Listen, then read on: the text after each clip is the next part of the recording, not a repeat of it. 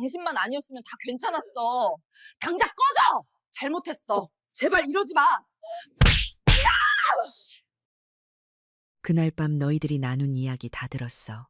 내가 너희 집에 가서 편하게 잠을 잔 적이 단 한 번이라도 있었니? 화장실 가는 것도 눈치 보였고, 물 한 잔 마시는 것도 조심스러웠거든. 근데 알고 보니 너희는 나를 완전히 남처럼 생각하고 있었더라고. 저는 울산에서 작은 슈퍼를 운영하며 살아온 67세 박영희예요.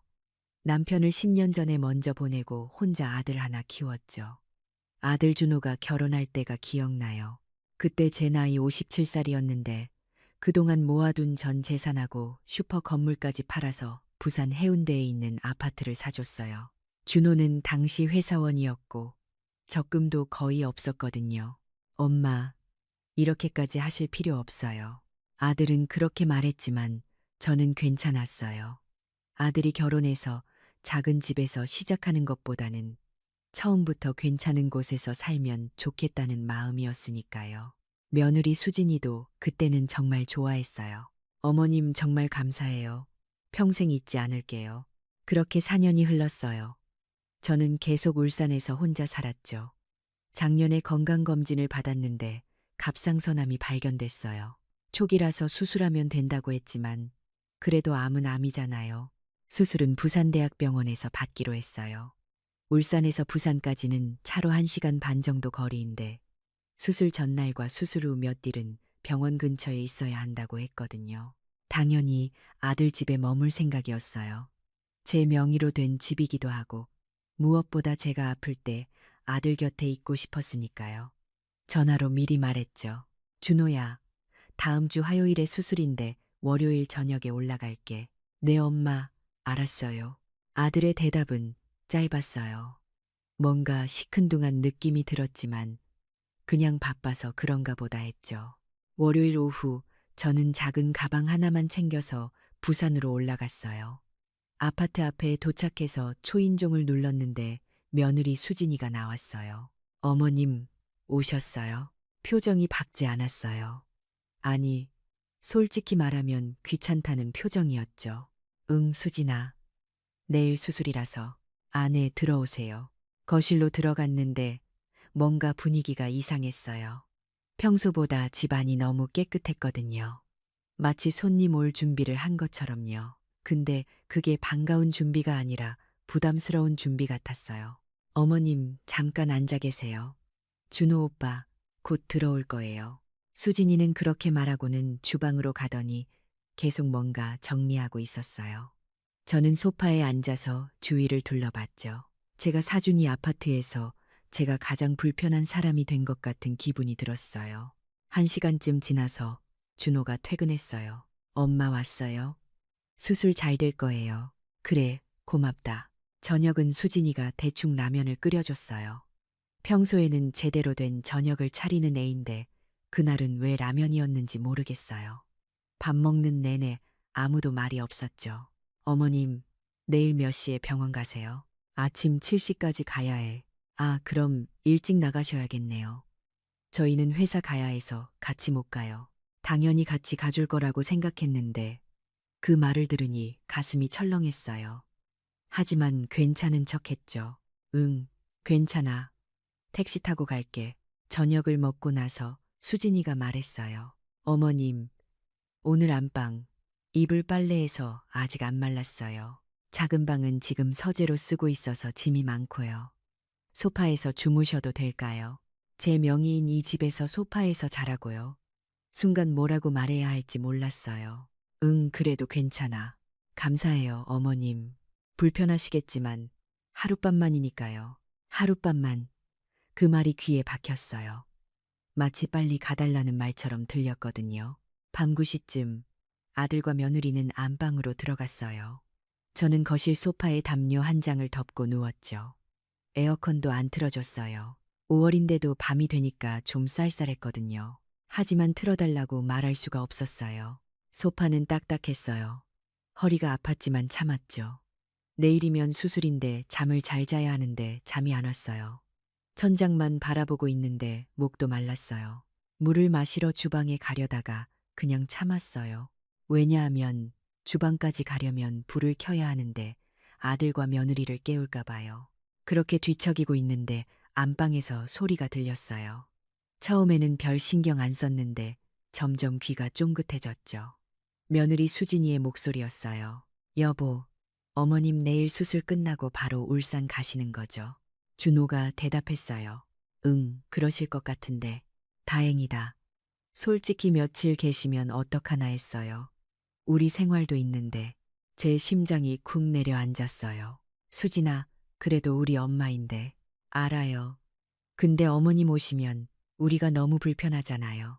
화장실도 마음대로 못 가고 TV도 못 보고 어제부터 청소하느라 얼마나 힘들었는데 청소가 제 때문이었구나. 그때 깨달았어요. 그리고 있잖아요. 어머님이 자꾸 냉장고 여시는 거 정말 싫어요. 우리 음식 드시고 싶으면 미리 말씀하시든지. 저는 냉장고를 한 번도 안 열었는데 그런 말을 하다니. 아니, 설령 열었다고 해도 제 집인데 왜 그런 소리를 들어야 하죠? 준호가 말했어요. 엄마도 많이 외로우실 거야. 혼자 사시니까. 외로우면 친구 만나시든지. 왜 자꾸 우리한테 오시려고 해요? 솔직히 요즘 시대에 부모님이 자식 집에 자주 오는 거 좋아하는 사람 없어요. 그래도 뭐예요? 당신도 불편하잖아요. 어머님 오시면 당신도 조심스러워 하면서 차라리 병원 근처 모텔 잡아드리는 게 서로 편하지 않을까요? 모텔이라고요? 암 수술을 앞둔 엄마를 모텔에 보내자고요? 준호는 한참 침묵하다가 대답했어요. 그것도 방법이긴 하네. 다음부터는 그렇게 해볼까? 그 말을 듣는 순간 눈물이 났어요. 소리 내지 않으려고 입을 손으로 막았죠. 제가 평생 키운 아들이 제 전 재산을 쏟아부어 집을 사준 그 아들이 저를 모텔로 보내자고 하다니. 수진이가 계속 말했어요. 그리고 솔직히 말하면요. 이 집도 이제 우리 집이잖아요. 법적으론 어머님 명의지만 우리가 사는 곳이고 어머님이 마치 자기 집인 것처럼 행동하시는 게 좀, 야, 그건 좀 심한 거 아니야? 엄마가 사주신 집인데 사주셨으면 이제 우리 집이죠. 계속 자기 집인 것처럼 하시면 곤란하죠. 나중에 혹시라도 집 달라고 하시면 어떡해요? 그런 일은 없을 거야. 모르죠. 요즘 그런 경우 많다고 하던데. 자식한테 집 줬다가 나중에 사이 나빠지면 다시 가져가는 부모들. 저는 그런 생각 한 번도 안 해봤어요. 아들한테 준 건 진심으로 준 거였으니까요. 근데 며느리 입에서 그런 말이 나오다니. 담요를 머리까지 뒤집어 쓰고 눈물을 흘렸어요. 소리가 날까봐 베개에 얼굴을 묻었죠. 암 수술을 앞두고 이런 말을 듣다니. 이게 정말 제가 사랑하고 희생한 가족의 모습인가요? 그날 밤 한숨도 못 잤어요. 새벽 5시쯤 되니까 슬슬 일어나야 할 시간이었어요. 조용히 일어나서 화장실에 갔죠. 거울을 보니 눈이 퉁퉁 부어 있었어요. 찬물로 세수를 하고 나왔어요. 가방을 챙기는데 손이 떨렸어요. 혼자서 택시를 타고 병원에 가야 한다는 게 슬펐죠. 암 수술을 앞둔 사람한테 가족이 함께 가주는 게 당연한 거 아닌가요? 근데 제 아들과 며느리는 자고 있었어요. 거실을 나서기 전에 식탁을 봤어요. 어젯밤 먹었던 라면 그릇이 그대로 있었죠. 설거지도 안 한 채로요. 제가 해드릴까 생각했다가 그냥 나왔어요. 더 이상 이 집에서 뭘 하고 싶지 않았거든요. 현관문을 조용히 열고 나가려는데 작은 방문이 살짝 열려 있었어요. 궁금해서 들여다봤죠. 서재라고 했는데 정말 서재더라고요. 책장도 있고 책상도 있고, 근데 한쪽에 접이식 침대가 있었어요. 펼치기만 하면 충분히 잘 수 있는 침대였죠. 아, 이불이 안 말랐다는 게 거짓말이었구나. 그냥 저를 소파에서 재우고 싶었던 거예요. 아니, 처음부터 제가 오는 걸 반기지 않았던 거죠. 가슴이 너무 아팠어요. 택시를 타고 병원으로 가는데 창밖 풍경이 하나도 눈에 안 들어왔어요. 계속 어젯밤 대화가 머릿속을 맴돌았거든요. 남처럼 지내고 싶어. 모텔에 보내자. 이제 우리 집이다. 그 말들이 칼처럼 제 가슴을 찔렀어요. 병원에 도착했어요. 수술 동의서를 쓰는데 보호자 서명란이 있었죠. 혼자 왔다고 하니까 간호사가 물었어요. 보호자분은요? 아들이 회사 때문에 못 왔어요. 아, 그러세요. 그럼 수술 후에는 오시나요? 잘 모르겠어요. 간호사가 안타까운 눈으로 저를 봤어요. 그 눈빛이 더 창피했죠. 수술실로 들어가기 전에 핸드폰을 봤어요. 준호한테서 문자가 와 있었어요. 엄마, 수술 잘 받으세요. 회사 일이 있어서 병원 못 가요. 끝나고 연락 주세요. 고작 그 한 줄이었어요. 전화도 아니고 문자로요.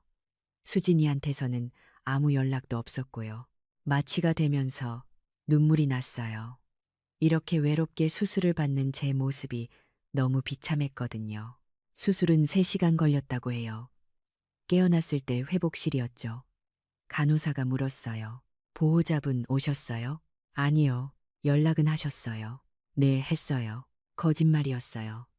연락 안 했거든요. 아들한테 연락하면 마지못해 올 것 같았어요. 그런 모습 보고 싶지 않았죠.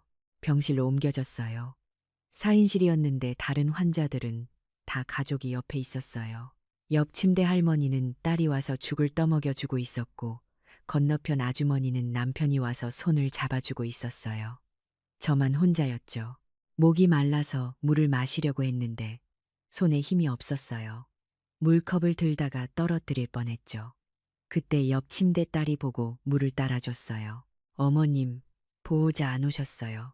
네, 혼자 왔어요. 아이고, 어쩜 수술하는데 혼자 오세요. 불편하시면 말씀하세요. 제가 도와드릴게요. 남의 딸이 이렇게 챙겨주는데 제 아들은 문자 한 통뿐이었어요. 저녁 때쯤 준호한테서 전화가 왔어요. 엄마, 수술 어떻게 됐어요? 잘 끝났어. 다행이네요. 그럼 언제 퇴원하세요? 모레 퇴원한대. 아, 그럼 그때 집에 들르실 거예요? 집에 들르냐고 묻는 게 아니라 들르실 거냐고 물었어요. 마치 안 들렀으면 좋겠다는 뉘앙스였죠. 아니, 바로 울산 갈게. 네, 그게 좋겠어요. 엄마도 집이 편하실 거고 안부 인사 하나 없이 전화를 끊었어요. 많이 아파요. 괜찮아요. 제가 갈까요? 이런 말 하나 없었죠. 그날 밤 잠이 안 왔어요. 수술 부위가 아파서가 아니라 마음이 아파서였어요. 이렇게 늙어서 외롭게 병원 침대에 누워있는 제 인생이 너무 허무했거든요. 문득 지난 10년이 떠올랐어요. 남편이 돌아가시고 준호 대학 보내느라 정말 열심히 살았거든요. 슈퍼 운영하면서 아침 6시부터 밤 11시까지 일했어요. 명절에도 쉬지 않았죠. 다 준호 잘 되라고 한 거였어요. 준호가 취직했을 때 얼마나 기뻤는지 몰라요. 그리고 결혼한다고 했을 때 제 전 재산을 선뜻 내어줬죠. 행복하게 살라고요. 그게 고작 4년 전인데 벌써 저는 짐이 되어 있었어요. 다음 날 아침 의사 선생님이 회진을 오셨어요. 수술 잘 됐어요. 초기라서 다행이에요. 항암은 안 해도 되고 정기검진만 받으면 돼요. 감사합니다, 선생님. 근데 혼자 오셨어요. 퇴원하면 일주일 정도는 누가 옆에서 돌봐줘야 하는데 집에 가면 괜찮을 것 같아요. 가족분은요? 아들이 있는데 부산에 살아요. 저는 울산이고요. 의사 선생님이 고개를 끄덕였어요. 더 이상 묻지 않으시더라고요. 아마 짐작하셨나 봐요. 퇴원 전날 밤 저는 결심했어요. 더 이상 아들한테 짐이 되지 않겠다고요. 아니, 그보다 더 중요한 건 제 존재감을 되찾는 거였어요. 제가 살아온 인생이 아들을 위한 것만은 아니었거든요. 이제는 저를 위해 살고 싶었어요. 핸드폰을 꺼내서 부동산 앱을 켰어요. 부산 해운대 아파트 시세를 검색했죠. 4년 전에 3억 5천에 샀던 집이 지금은 5억이 넘었어요. 집값이 많이 올랐더라고요. 그 집은 아직도 제 명의였어요. 준우한테 증여도 안 했거든요. 나중에 증여세 아끼려고 천천히 하려고 했던 건데 지금 생각하니 그게 다행이었어요. 손가락이 떨렸지만 부동산 중개사무소에 전화를 걸었어요. 다음 날 아침이었죠. 여보세요. 혹시 부산 해운대 쪽 아파트 매매 상담 가능하세요? 네, 가능합니다. 어떤 아파트세요? 주소를 알려줬어요. 아, 그 단지요. 요즘 시세가 정말 좋아요. 매도하시려고요? 네, 금매로 내놓고 싶어요. 금매요? 혹시 사정이 있으신가요? 네, 좀 급하게 정리해야 할 일이 있어서요. 알겠습니다. 그럼 퇴원하시면 연락 주세요. 바로 진행할 수 있어요. 전화를 끊고 나니까 가슴이 두근거렸어요.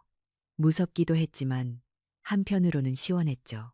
드디어 제 인생을 제가 결정하는 거였으니까요. 퇴원하는 날 준호한테 연락했어요. 준호야, 오늘 퇴원해서 울산 갈 거야. 네, 엄마. 조심히 가세요. 응. 그리고 다음 주쯤에 부산 한번 올라갈게. 왜요? 또 병원 가세요. 아니, 볼 일이 좀 있어서. 근데 너희 집엔 안 갈 거야. 호텔 잡을게. 아, 네. 그게 편하시겠어요. 역시나 만류하지 않았어요. 오히려 좋아하는 것 같았죠.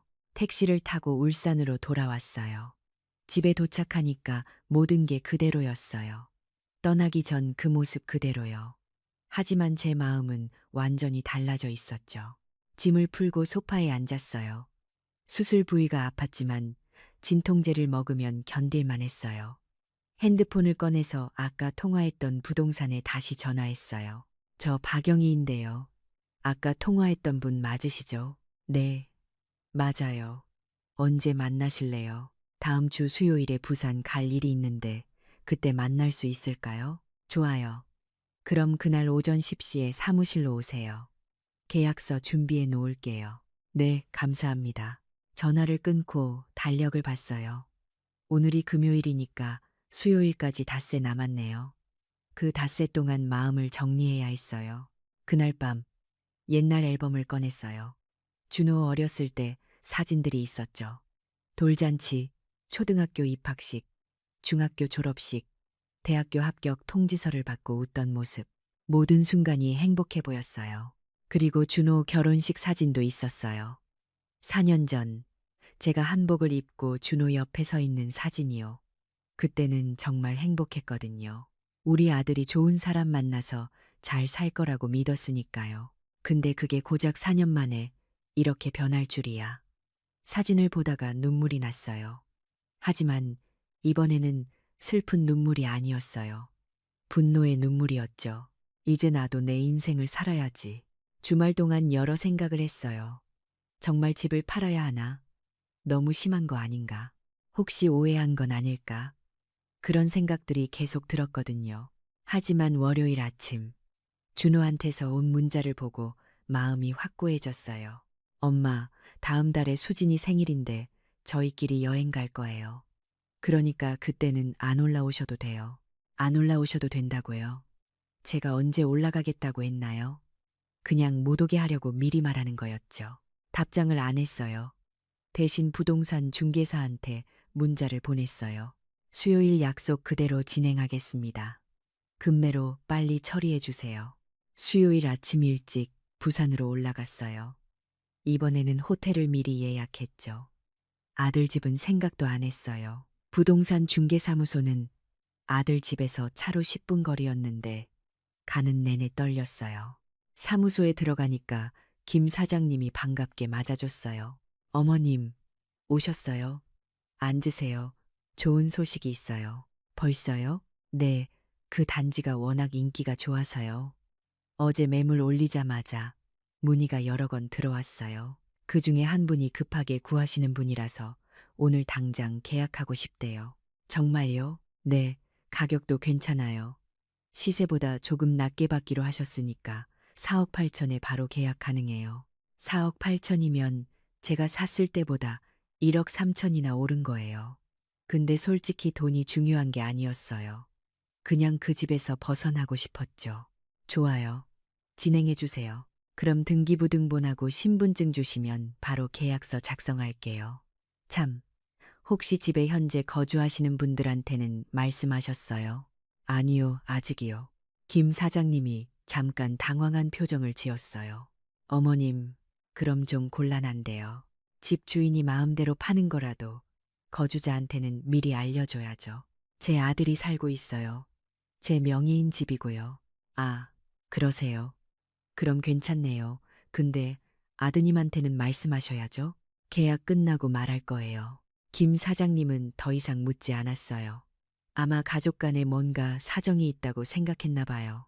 1시간 후에 매수자가 왔어요. 30대 부부였는데 아기를 업고 왔더라고요. 젊은 남자가 말했어요. 어머님, 감사합니다. 이 단지가 워낙 인기가 많아서 구하기 힘들었거든요. 급하게 나와서 정말 다행이에요. 네, 잘 쓰세요. 이사는 언제쯤 가능할까요? 그 질문에 저도 고민이 됐어요. 준호한테 언제까지 나가라고 해야 하나? 1달 후에 가능할까요? 네, 괜찮아요. 저희도 지금 집 정리할 시간 필요해서요. 계약서에 서명했어요. 손이 떨렸지만 후회는 없었죠. 계약금 5천만 원을 받았어요. 잔금은 1달 후에 받기로 했고요. 사무소를 나와서 잠깐 앉아 있었어요. 가슴이 두근거렸거든요. 이제 준호한테 말해야 했어요. 어떻게 말하지? 전화로, 문자로, 아니면 직접 가서 고민하다가 손편지를 쓰기로 했어요. 제 마음을 제대로 전하고 싶었거든요. 호텔로 돌아가서 편지지를 샀어요. 그리고 한자 한자 정성스럽게 썼죠. 준호야, 내가 태어났을 때가 기억나니? 엄마는 너무 기뻤어. 아빠와 단둘이 키우던 너였는데 아빠가 일찍 돌아가시는 바람에 엄마 혼자 키워야 했지. 힘들었지만 후회한 적은 없어. 네가 웃을 때마다 모든 피로가 사라졌거든. 대학 보낼 때, 취직했을 때, 결혼할 때 모두 엄마는 행복했어. 특히 너한테 집을 사줄 때 정말 뿌듯했어. 내 아들이 좋은 집에서 행복하게 살면 그걸로 족하다고 생각했거든. 근데 준호야, 지난주에 너희 집에서 잘 때 너희들 대화를 다 들었어. 엄마를 남처럼 대하고 싶다는 말, 모텔에 보내자는 말, 그 모든 말을 들었단다. 그날 밤 엄마는 많이 울었어. 암 수술을 앞두고 소파에서 자면서 말이야. 근데 울면서 깨달았어. 이제는 엄마도 엄마 인생을 살아야겠다고. 그래서 해운대 아파트를 팔기로 했어. 이미 계약했고 1달 후에 잔금 받기로 했단다. 새 주인이 들어오니까 그 전에 이사 준비하렴.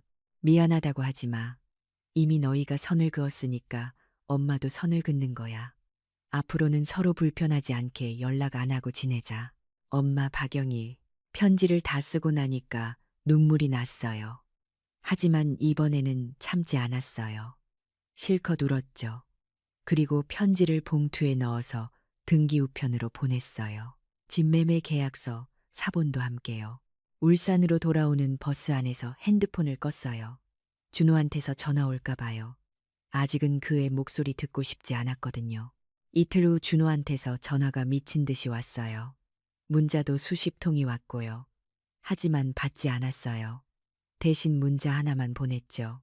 편지 읽어봤으면 내 마음 알 거야. 할 말 없으니 연락하지 마.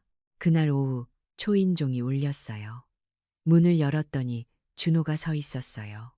부산에서 울산까지 차를 몰고 온 거죠. 얼굴이 새하얗더라고요. 엄마, 왜 왔니? 엄마, 이게 무슨 일이에요? 집을 왜 팔아요? 편지에 다 썼잖아. 더 할 말 없어. 엄마, 오해예요. 우리 그런 의도 아니었어요. 오해. 내가 직접 들었는데 무슨 오해야. 너희가 나를 남처럼 대하고 싶다며 모텔에 보내자고 했잖아. 준호가 말문이 막혔어요. 뭐라고 변명할 수가 없었던 거죠. 그건 그날 좀 피곤해서 그랬어요. 진심 아니었어요. 피곤하면 그런 말이 나와. 솔직히 말해. 준호야, 너도 내가 불편했지? 준호가 고개를 숙였어요. 대답을 못하는 게 곧 인정이었죠. 봐, 너도 인정하잖아. 그럼 이제 각자 편하게 지내는 게 맞지 않겠니? 근데 엄마, 집까지 팔아야 해요. 이건 너무 심한 거 아니에요? 심해. 내가 심한 거야. 아니면 너희가 심한 거야? 암 수술하는 엄마를 소파에서 재우고 모텔에 보내자고 한 게 심한 거 아니야? 그건 수진이가. 수진이 탓하지 마. 너도 동의했잖아. 다음부터는 그렇게 하자고 했어. 준호가 할 말이 없었어요. 그때 제 뒤에서 목소리가 들렸어요. 수진이었어요. 준호 차를 타고 같이 온 거였죠. 어머님, 저희가 정말 잘못했어요. 용서해 주세요. 수진이가 눈물을 흘리며 말했어요. 근데 진심으로 보이지 않았어요. 그냥 집이 아까워서 우는 것 같았죠. 수진아, 내가 한 말 기억나니? 이 집도 이제 우리 집이라고 했지. 법적으론 어머님 명의지만 우리가 사는 곳이라고. 그건 그냥 그렇게 말한 거예요. 진심으로. 진심이었어. 내가 다 들었으니까. 그리고 너 말이 맞아. 법적으로는 내 집이지. 그래서 내가 판 거고. 수진이 얼굴이 굳어졌어요. 그럼 우리는 어디서 살아요? 요즘 전세금도 비싸고 집 구하기도 힘든데. 그건 너희가 알아서 해. 한 달 있으니까 충분히 구할 수 있을 거야. 준호가 울먹이기 시작했어요. 엄마, 제발요. 우리한테 기회를 한 번만 더 주세요. 정말 잘할게요. 기회. 너희한테 4년이란 시간을 줬어. 근데 그 시간 동안 너희는 나를 점점 더 나무로 만들었잖아. 이제 와서 기회 달라고. 제발 엄마. 돌아가. 할 말 없어. 엄마. 한 달 안에 이사해. 새 주인이 들어온다. 이상. 문을 닫으려고 하는데 수진이가 소리쳤어요. 어머님, 이러시는 거 나중에 후회하실 거예요. 자식한테 이렇게 하시면 나중에 외롭게 돌아가실 거라고요. 그 말에 저는 웃음이 나왔어요. 외롭게 돌아가.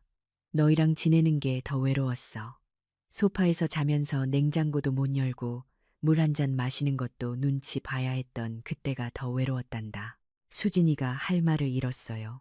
그리고 후회는 내가 아니라 너희가 할 거야. 나중에 너희가 늙었을 때 너희 자식들이 똑같이 하면 그때 알게 될 거야. 준호가 마지막으로 물었어요. 엄마, 정말 돌이킬 수 없어요. 이미 계약금도 받았어. 5천만 원. 취소하려면 그것의 2배를 물어야 해. 1억 있니? 둘 다 아무 말도 못했어요. 당연히 그런 돈 없었겠죠. 없으면 이사 준비나 해. 한 달 금방 가. 문을 닫았어요. 밖에서 한참 동안 우는 소리가 들렸지만 문을 열어주지 않았어요. 1시간쯤 지나니까 차 시동 거는 소리가 들리고 조용해졌죠. 소파에 주저앉았어요. 가슴이 떨렸어요. 방금 제가 한 일이 믿기지 않았거든요.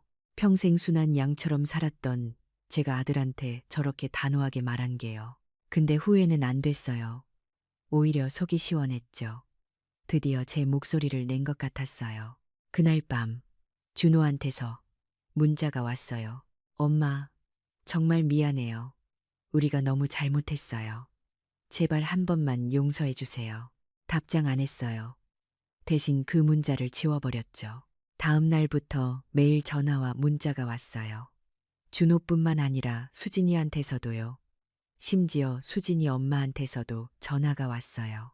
사돈댁, 우리 애들이 잘못했다는데 이렇게까지 하실 건 없잖아요. 집까지 팔면 애들 어떡해요? 사돈댁 말씀 듣고 싶지 않아요. 제 일은 제가 알아서 해요. 그래도 손주들 생각은 안 하세요. 애들 학교도 옮겨야 하고. 손주, 저한테 손주 보여준 적도 없으면서 이제 와서 손주 얘기하세요. 전화를 끊어버렸어요. 정말 뻔뻔한 사람들이었어요. 2주가 지났어요. 준호한테서 더 이상 전화는 안 왔지만 가끔 문자가 왔어요. 엄마, 전세 알아보고 있어요. 근데 보증금이 너무 비싸요. 2억 5천이래요. 읽었지만 답장 안 했어요. 엄마, 시우가 계속 물어봐요. 왜 이사 가냐고. 뭐라고 말해야 할지 모르겠어요. 읽고도 답장 안 했어요. 엄마, 수진이가 스트레스 받아서 요즘 계속 울어요. 제발 연락 좀 주세요. 그것도 답장 안 했어요. 제가 냉정한가요? 아니요. 그냥 더 이상 흔들리고 싶지 않았을 뿐이에요. 그러던 어느 날 슈퍼에 단골 손님 김 여사님이 오셨어요. 저랑 나이가 비슷한 분인데 항상 이것저것 사가시는 분이죠. 영희 씨, 요즘 얼굴이 좋아 보여요. 무슨 좋은 일 있어요? 그냥요. 별일 없어요. 아니에요. 뭔가 달라졌어요. 표정이 밝아졌어요. 그 말을 듣고 거울을 봤어요. 정말 제 얼굴이 예전보다 밝았어요. 웃음기가 돌아온 것 같았죠. 아마 마음의 짐을 내려놔서 그런가 봐요. 김 여사님, 사실 집을 하나 팔았어요. 어머, 집을요? 혹시 부산에 있는 아들 집? 네, 맞아요. 왜요? 아드님이 다른 데로 옮기나요? 아니요. 제가 팔았어요. 제 명의였거든요.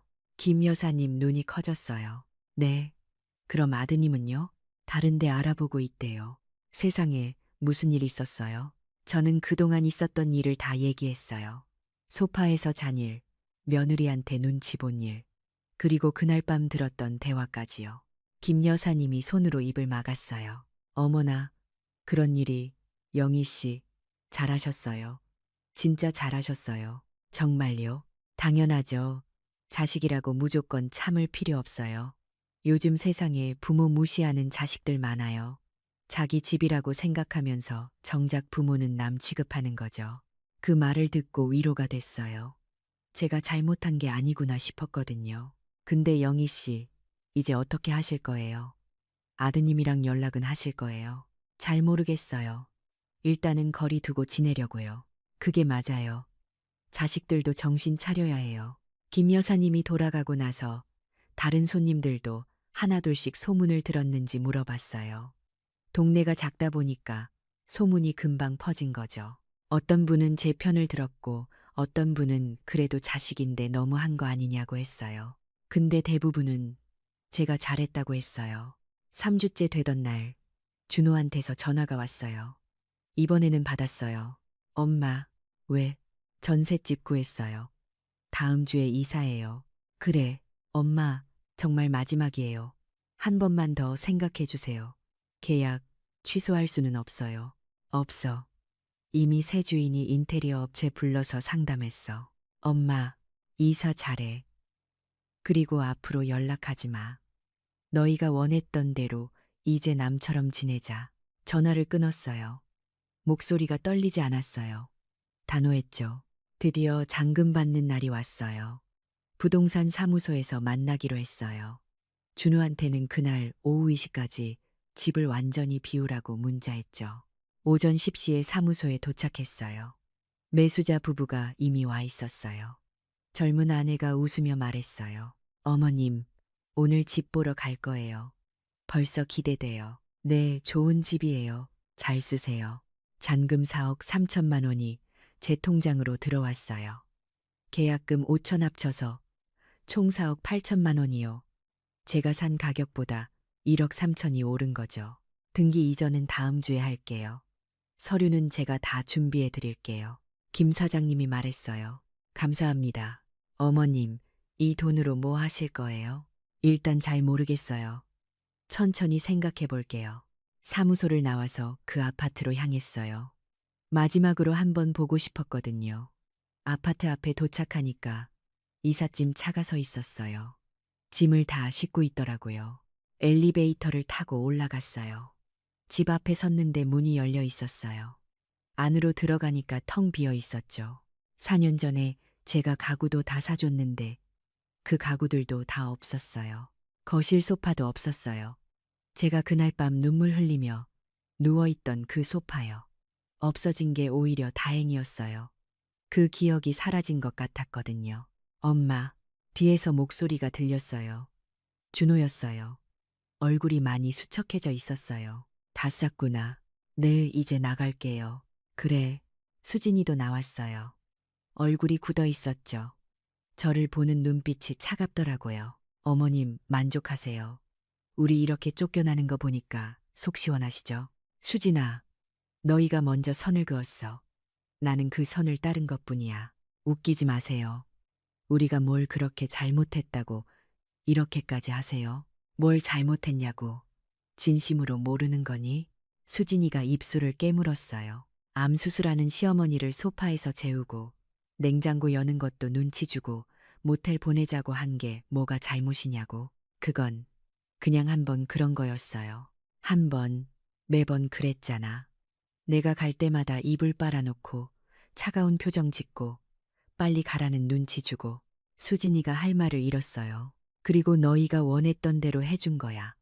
서로 불편하게 지내지 말자며 남처럼 지내자며 내가 그렇게 해준 거지. 준호가 끼어들었어요. 엄마, 그래도 이건 아니잖아요. 우리한테 살 곳도 없고 살 곳 있어. 전세 구했다며. 그리고 너희 둘 다 월급 받잖아. 충분히 살 수 있어. 근데 전세금이 너무 비싸서. 그건 너희 문제야. 내가 왜 걱정해야 해. 나를 남으로 본 너희가 싸늘하게 말했어요. 준호가 고개를 숙였죠. 현관문 앞에서 준호가 마지막으로 물었어요. 엄마 정말 끝인가요? 정말 다시는 연락 안 하실 거예요? 잠깐 망설였어요. 솔직히 가슴이 아팠거든요. 그래도 제가 낳은 아들인데. 근데 단호해야 했어요. 그래, 너희가 원한 거잖아. 이제 각자 살자.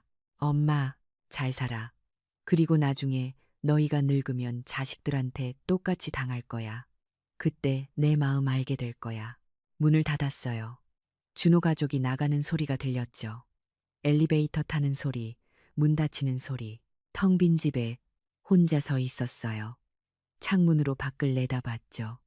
이삿짐 차가 출발하는 게 보였어요. 그 차를 보면서 눈물이 났어요. 근데 슬픈 눈물은 아니었어요. 오히려 후련한 눈물이었죠. 드디어 제 인생을 되찾은 것 같았어요. 1시간 후 새 주인 부부가 왔어요. 아기를 안고 온 젊은 부부요. 어머님, 집이 정말 좋아요. 감사합니다. 네, 행복하게 사세요. 열쇠를 건네줬어요. 이제 정말 이 집과는 끝이었어요. 울산으로 돌아오는 버스 안에서 생각했어요. 이제 뭘 하며 살지. 4억 8천이라는 큰 돈이 생겼는데 어떻게 써야 하나. 집에 도착해서 인터넷을 검색했어요. 시니어 여행, 노후 준비, 제주도 장기 체류 같은 것들이요. 그날 밤 오랜만에 편하게 잤어요. 마음이 가벼웠거든요. 더 이상 아들한테 미움 받을까봐 눈치 보지 않아도 되니까요. 다음 날 아침 김 여사님이 슈퍼에 오셨어요. 영희 씨, 어제 잔금 받았어요? 네, 다 끝났어요. 아이고, 시원섭섭하겠어요. 섭섭하진 않아요. 오히려 속이 시원해요. 그럼 이제 뭐 하실 거예요? 사실 제주도 가볼까 생각 중이에요. 한 달 정도 장기 체류로요. 어머, 좋겠어요. 저도 가고 싶은데. 같이 가요. 정말요? 네. 저도 남편 없이 혼자 사는데 여행 가고 싶었거든요.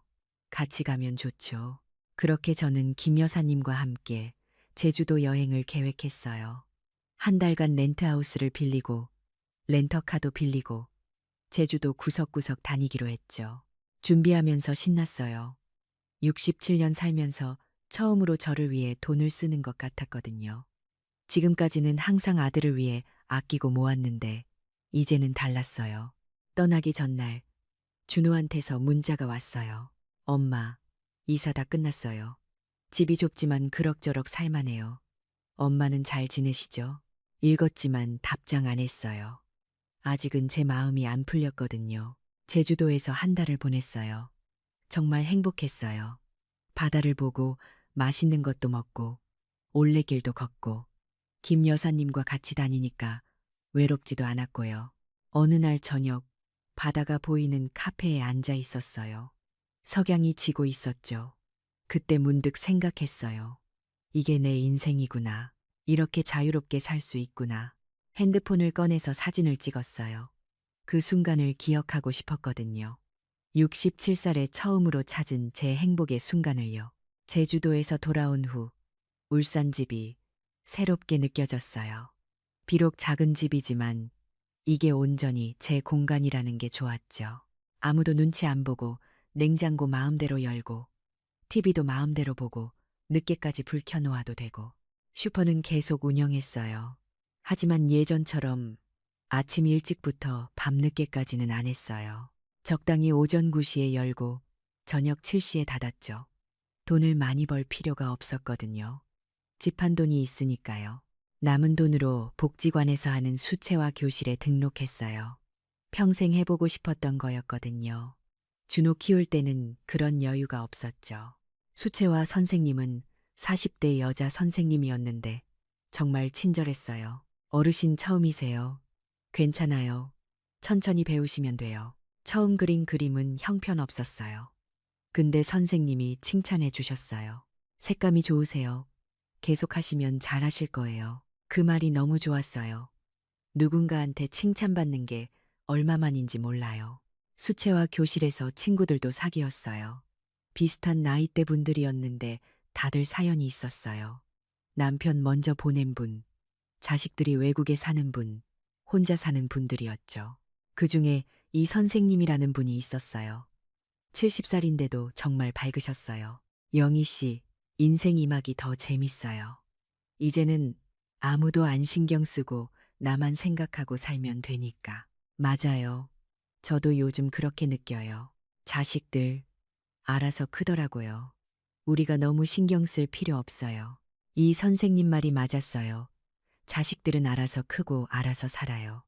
부모가 모든 걸 해줄 필요 없었어요. 3개월이 지났어요. 그동안 준호한테서 가끔 문자가 왔지만 답장 안 했어요. 읽기만 했죠.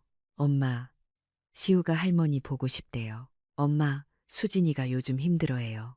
임신했거든요. 엄마, 명절인데 연락도 없으세요. 읽으면서 마음이 조금씩 흔들렸어요. 특히 손주 얘기 나올 때요. 시우를 마지막으로 본 게 언제였는지 기억도 안 났거든요. 근데 답장은 안 했어요. 아직 제 마음이 풀리지 않았고 또 흔들리고 싶지 않았어요. 어느 날 복지관에서 봉사활동 모집 공고를 봤어요. 독거노인분들한테 반찬 나눠드리는 봉사였죠.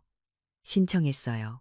매주 토요일마다 복지관에서 만든 반찬을 들고 혼자 사시는 어르신들 집을 방문했어요.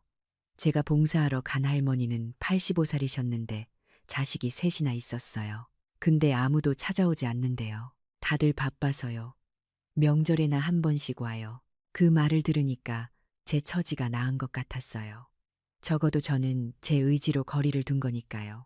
할머니, 자식들한테 연락하시죠? 연락해봤자 귀찮아해요. 그냥 이렇게 사는 게 익숙해졌어요. 그 할머니 집을 나오면서 생각했어요. 나중에 저도 저렇게 될까? 근데 무섭지 않았어요. 오히려 혼자 사는 게 편할 것 같았거든요. 6개월이 지난 어느 날 슈퍼에 낯선 여자가 들어왔어요.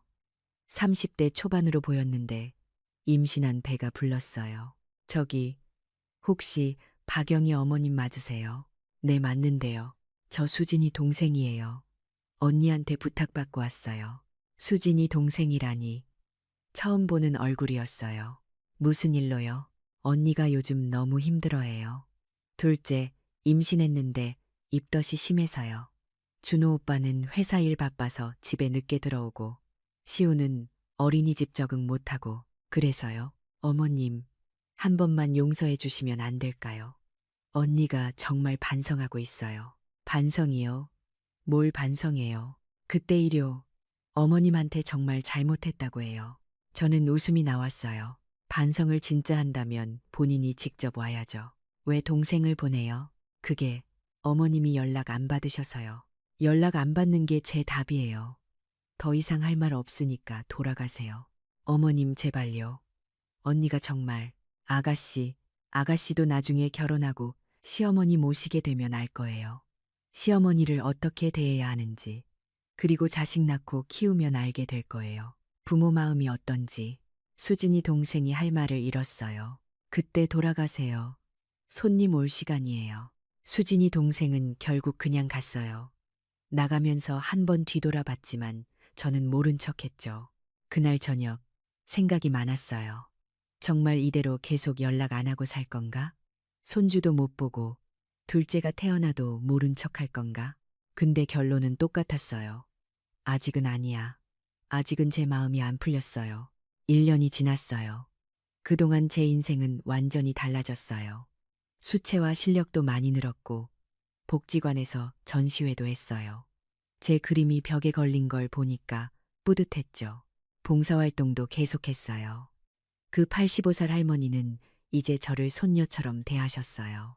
영희야, 너는 참 착하다. 우리 손녀들은 한 번도 이렇게 안 해주는데.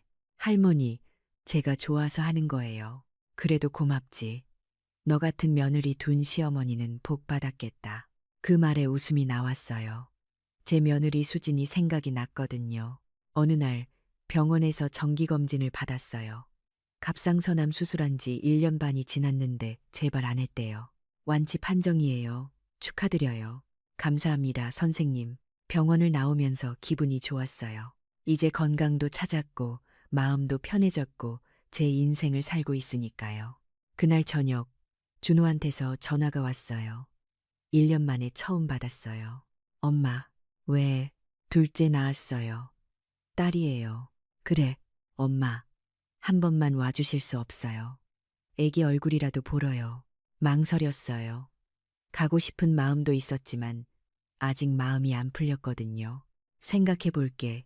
엄마, 제발요. 저희 정말 반성하고 있어요. 수진이도 많이 달라졌어요. 달라졌다는 건 뭐가 달라졌는데 요즘 수진이 엄마가 자주 와서 애들 돌봐주거든요. 근데 수진이가 그러더라고요. 어머님이 얼마나 힘드셨을지 이제야 알겠다고. 왜요? 친정엄마가 오시면 수진이가 신경 쓰이나 봐요. 자기 집인데도 불편하대요. 그때 어머님 마음을 이제 안다고 하더라고요. 아, 그래서 깨달았구나. 결국 자기가 당해봐야 아는 거였어요. 그래도 아직은 안 갈 거야. 엄마, 1년 반이 지났어. 1년 반 동안 나는 나대로 잘 살았고, 너희도 너희대로 살았잖아. 조금 더 그렇게 살아보자. 언제까지요? 내가 마음 풀릴 때까지. 억지로 풀리는 게 아니거든. 전화를 끊었어요. 마음이 복잡했지만 후회는 없었어요. 그날 밤 침대에 누워서 천장을 봤어요. 1년 반 전 그 아파트 거실 소파에서 천장을 보며 울었던 제가 떠올랐어요. 근데 지금의 저는 달랐어요. 더 이상 누구 눈치 보지 않고 제가 하고 싶은 대로 살고 있었죠. 혹시 나중에 준호랑 다시 연락하고 지낼까요? 모르겠어요. 어쩌면 그럴 수도 있고, 어쩌면 계속 이렇게 지낼 수도 있어요. 중요한 건 그게 아니에요. 중요한 건 이제 제가 제 인생의 주인공이 됐다는 거예요. 더 이상 누구를 위해 사는 게 아니라 저를 위해 산다는 거죠. 67년을 살면서 처음으로 제 자신을 사랑하는 법을 배웠어요. 자식에게 모든 걸 주는 게 사랑이 아니라 저 자신을 존중하는 게 진짜 사랑이라는 걸요. 지금도 가끔 손주 생각이 나요. 시우도 보고 싶고 둘째 딸 얼굴도 궁금하고. 근데 그게 전부는 아니에요. 제 인생이 손주만으로 채워지는 건 아니니까요. 다음 주에는 이 선생님하고 여수 여행 가기로 했어요. 2박 3일 일정이에요. 그 다음 달에는 수채화 전시회가 또 있고요. 복지관에서 새로 시작하는 요가 교실도 등록했어요. 이렇게 바쁘게 사니까 외롭지 않아요. 준호 생각도 예전보다 덜하고요. 어제 김 여사님이 물었어요. 영희 씨 후회하네요. 집 한 거? 아니요. 전혀요. 정말요. 네. 그때 그 선택이 제 인생을 바꿨어요. 만약 그때 참고 넘어갔으면 지금도 눈치 보며 살았겠죠. 맞아요. 영희 씨 요즘 정말 밝아졌어요. 맞아요. 저도 느껴요. 거울을 볼 때마다 제 얼굴이 예전과 달라진 게 보여요. 웃음이 많아졌거든요. 오늘도 슈퍼문을 열었어요. 단골 손님들이 하나둘씩 들어와요. 인사하고 이야기 나누고 그렇게 하루가 지나가요. 저녁에는 복지관 수채화 교실에 가요. 오늘은 해바라기를 그린대요. 노란색 물감을 준비해야겠어요. 집에 돌아오면 따뜻한 차 한 잔 마시면서 TV를 봐요. 아무도 눈치 줄 사람 없어요. 밤늦게까지 봐도 돼요. 침대에 누우면 편하게 잠들어요. 소파가 아니라 푹신한 침대에서요. 이불도 제 이불이고 베개도 제 베개예요. 이게 제 인생이에요. 67살에 새로 시작한 제 인생이요. 혹시 이 이야기를 듣는 분들 중에 저처럼 자식 눈치 보며 사는 분들이 있나요? 그분들한테 말하고 싶어요. 부모도 인생이 있어요. 자식 위해 희생하는 것도 중요하지만 자신을 위해 사는 것도 중요해요. 존중받지 못하는 관계라면 과감하게 선을 긋는 것도 필요해요. 처음에는 무섭고 외로울 수 있어요. 근데 시간이 지나면 알게 돼요. 혼자 있는 게 외로운 게 아니라 가족 옆에서 존중받지 못하는 게 진짜 외로운 거라는 걸요. 저는 후회하지 않아요. 그날 밤 거실 소파에서 들었던 그 대화, 그리고 그 다음 날 내린 결정을요. 오히려 감사해요. 그 일이 없었으면 저는 평생 눈치 보며 살았을 테니까요. 이제 저는 자유예요. 진짜 자유요. 그리고 그게 제일 중요한 거예요.